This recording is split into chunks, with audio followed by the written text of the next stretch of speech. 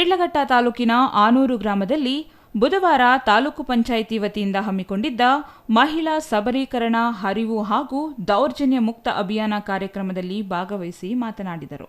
ಮಹಿಳೆಯರಿಗಾಗಿ ಸೀಮಿತಗೊಳಿಸಿರುವ ಕಾರ್ಯಕ್ರಮ ಇದಾಗಿದ್ದು, ಈ ಕಾರ್ಯಕ್ರಮದಲ್ಲಿ ಮಹಿಳೆಯರು, ಗರ್ಭಿಣಿಯರು ಹಾಗೂ ಮಹಿಳೆಯರಿಗೆ ಉಂಟಾಗುವ ಸಮಸ್ಯೆಗಳಿಗೆ ಆರೋಗ್ಯ ಇಲಾಖೆ ಸೇರಿದಂತೆ ಯಾವ ಇಲಾಖೆ ಯಾವ ರೀತಿ ಸ್ಪಂದಿಸುತ್ತದೆ ಎನ್ನುವುದರ ಬಗ್ಗೆ ಅರಿವು ಮೂಡಿಸಲಾಗುತ್ತದೆ.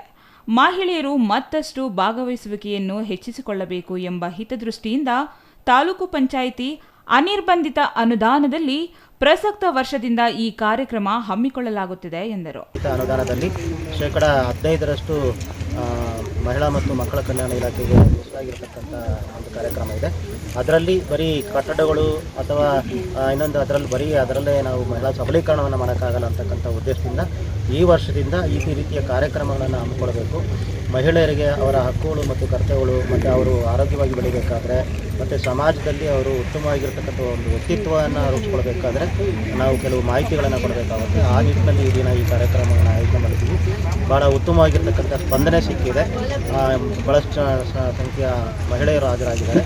ವಿಶೇಷವಾಗಿ ಈ ದಿನ ಗರ್ಭಿಣಿಯರಿಗೆ ನಾವು ಸೀಮಂತ ಕಾರ್ಯಕ್ರಮ ಅಂತಕ್ಕಂಥ ಮಾಡಿಕೊಂಡಿದ್ದೀವಿ. ತಾಲೂಕು ಪಂಚಾಯಿತಿ ಇಒ ಜಿ ಮುನಿರಾಜು ಮಾತನಾಡಿ, ಮಹಿಳೆಯರಿಗೆ ಅವರ ಹಕ್ಕುಗಳು ಹಾಗೂ ಕರ್ತವ್ಯಗಳ ಬಗ್ಗೆ ಮನವರಿಕೆ ಮಾಡಿಕೊಡುವುದು ಸೇರಿದಂತೆ ಸಮಾಜದಲ್ಲಿ ಉತ್ತಮ ವ್ಯಕ್ತಿತ್ವ ರೂಪಿಸಿಕೊಳ್ಳಲು ಮಹಿಳೆಯರಿಗೆ ಸಿಗಬೇಕಾದ ಸವಲತ್ತುಗಳನ್ನು ಕಲ್ಪಿಸಲು ಈ ಕಾರ್ಯಕ್ರಮ ಅನುಕೂಲಕರವಾಗಿದೆ ಎಂದರು.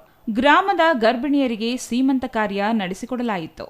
ಇನ್ನು ಈ ಸಂದರ್ಭದಲ್ಲಿ ಸಿಡಿಪಿಒ ನೌತಾಜ್, ಮೇಲೂರು ಆಸ್ಪತ್ರೆಯ ವೈದ್ಯ ಡಾಕ್ಟರ್ ರಮೇಶ್, ಗ್ರಾಮ ಪಂಚಾಯಿತಿ ಅಧ್ಯಕ್ಷ ವೆಂಕಟೇಶ್, ಉಪಾಧ್ಯಕ್ಷೆ ನೇತ್ರಾವತಿ, ಆರೋಗ್ಯ ಇಲಾಖೆಯ ಮುನಿರತ್ನಮ್ಮ, ರಾಷ್ಟ್ರ ಪ್ರಶಸ್ತಿ ವಿಜೇತ ಶಿಕ್ಷಕ ಶಿವಕುಮಾರ್, ಪಿಡಿಒ ಕಾತ್ಯಾಯಿನಿ ಮತ್ತಿತರರು ಹಾಜರಿದ್ದರು.